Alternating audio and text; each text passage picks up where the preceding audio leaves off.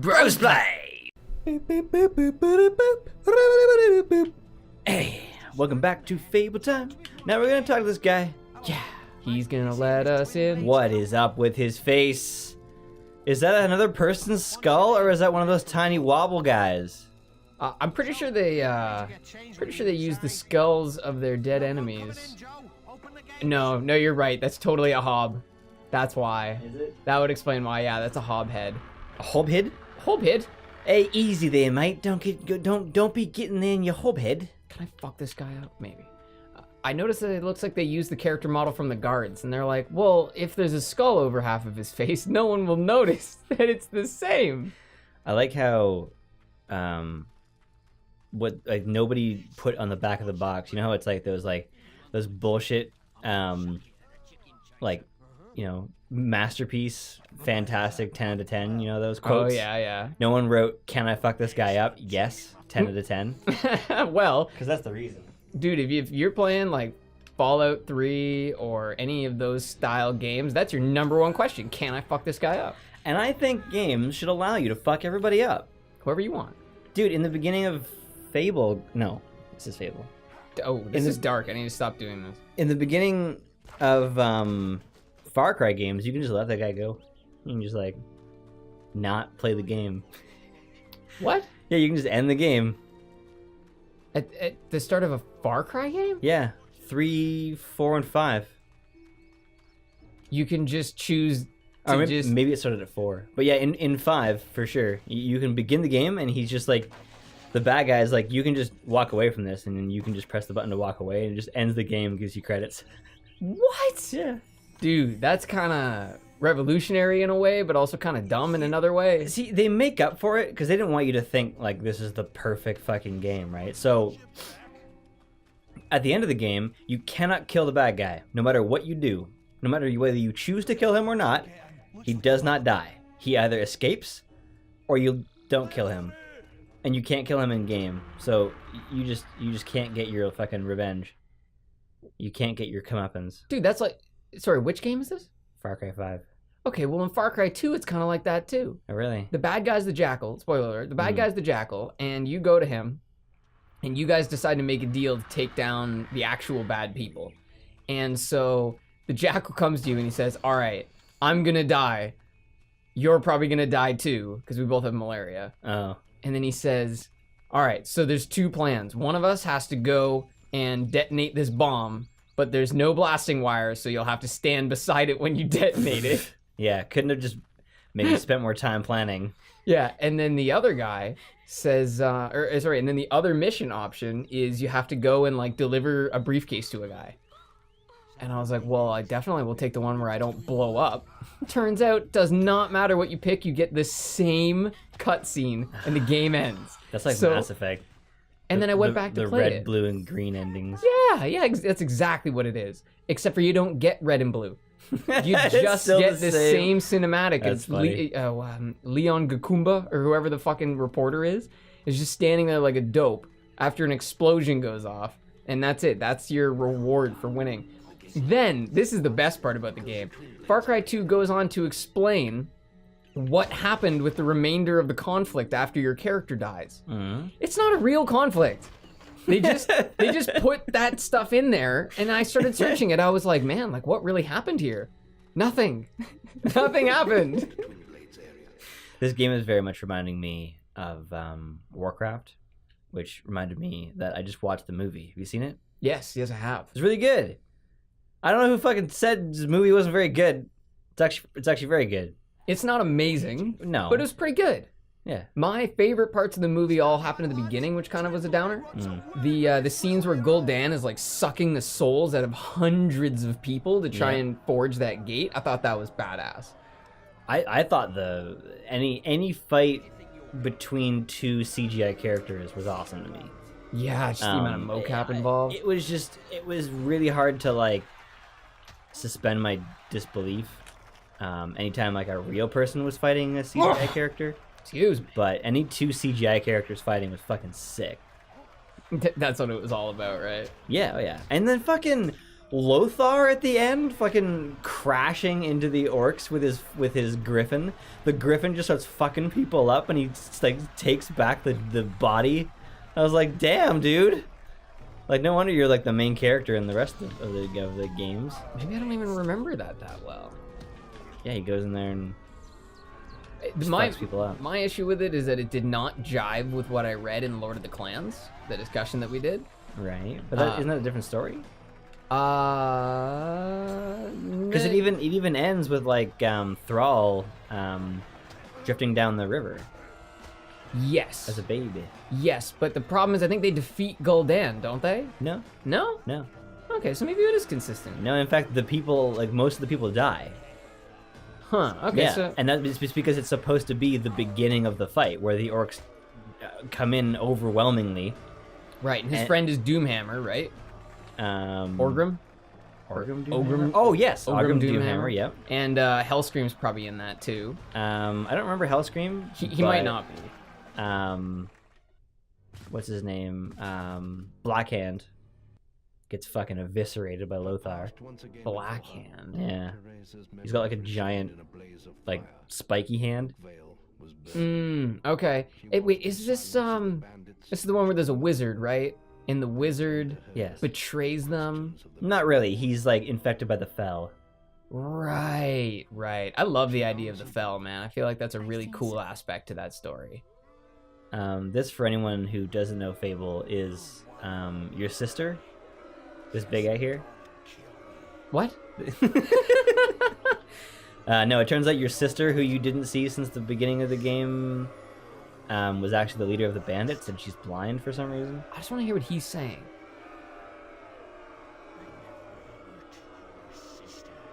What?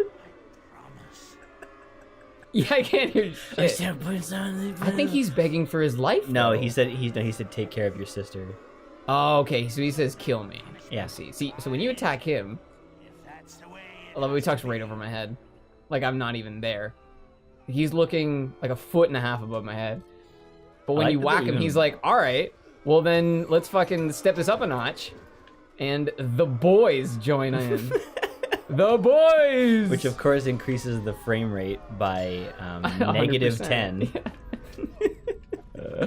Oh man. I am so impressed by some games that still rock that 60. Very few people care. It's not a huge market share option. It's really just one of giving a shit. Yeah, exactly. The 60 FPS games are not a huge seller. Like a lot of people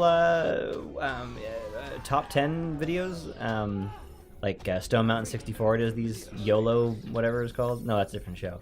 He does these top 10 videos, and so people send in their own things that they've done, and a lot of them are capped from the PS4, which is only at 30 FPS, and it's totally admissible.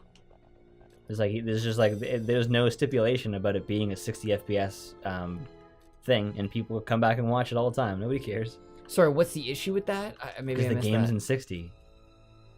Like a Battlefield or a Siege clip will be presented in 30 FPS. Oh, even though that's not actually representative at all.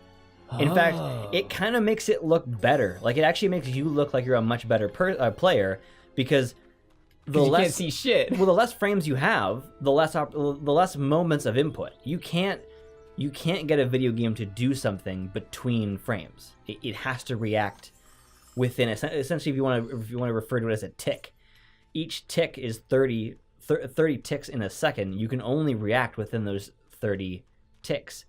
And with a 60, you have twice as many opportunities to react to something. Theoretically, you could give 30 commands a second in a 30 FPS game. Sure. Theoretically.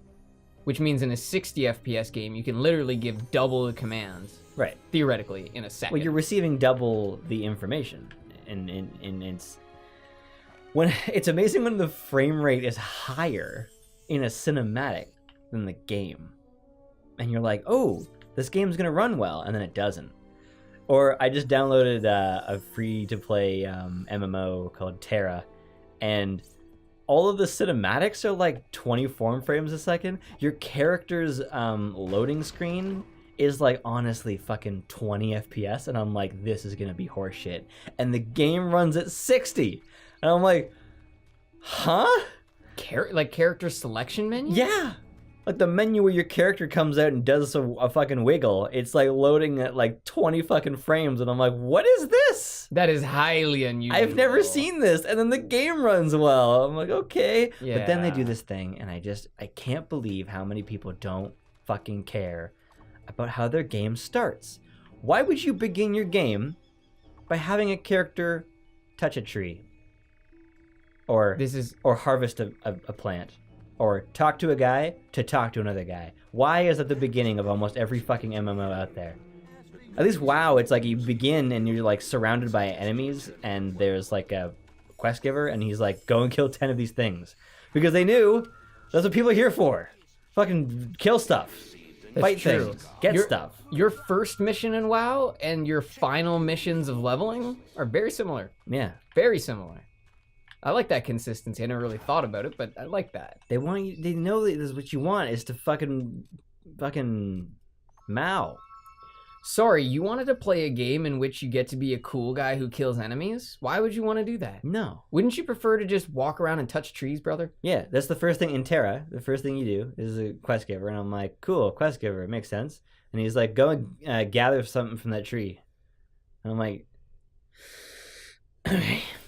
So then I do that one, I come back, and then it's like, go and talk to this lady. I'm like, what?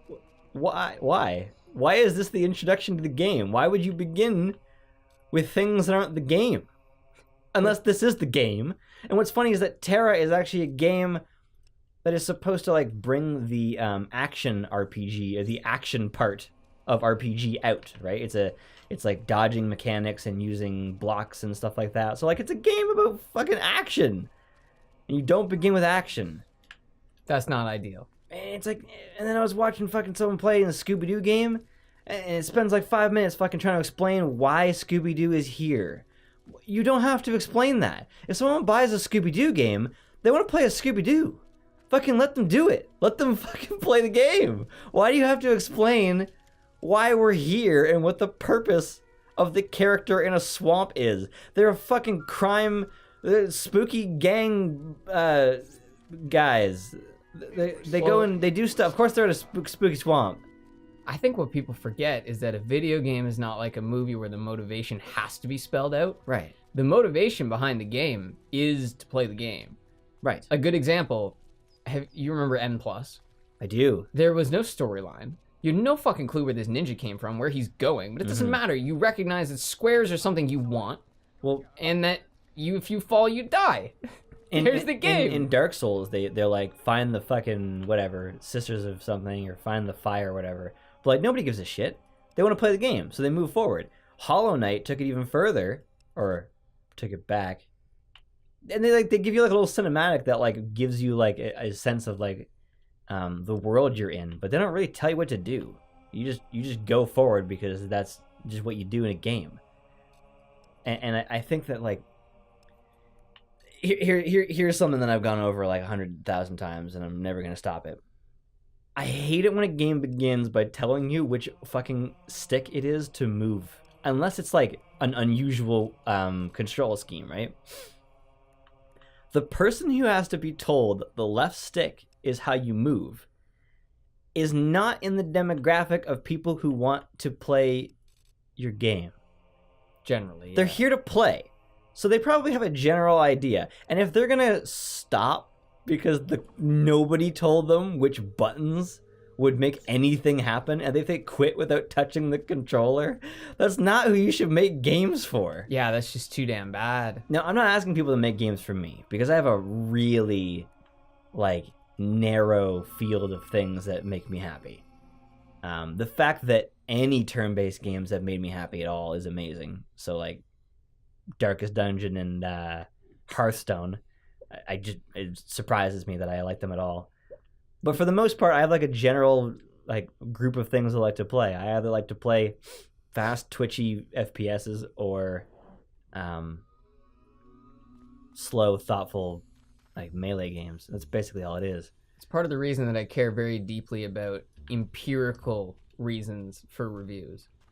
if you just say game wasn't good, the real question starts to be, okay, what wasn't good about the game? Was the frame rate bad? Did it not have good conveyance? Were there other errors that you just found with the game? Or did you not like it? Because don't confuse bad game with game I don't like. Those two things aren't the same. Well, this is my issue with numbers in a review.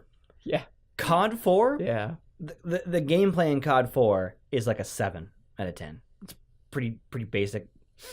It kind of it brought aim down sights to like the mainstream, which I do appreciate. But generally speaking, it's pretty mundane shooting.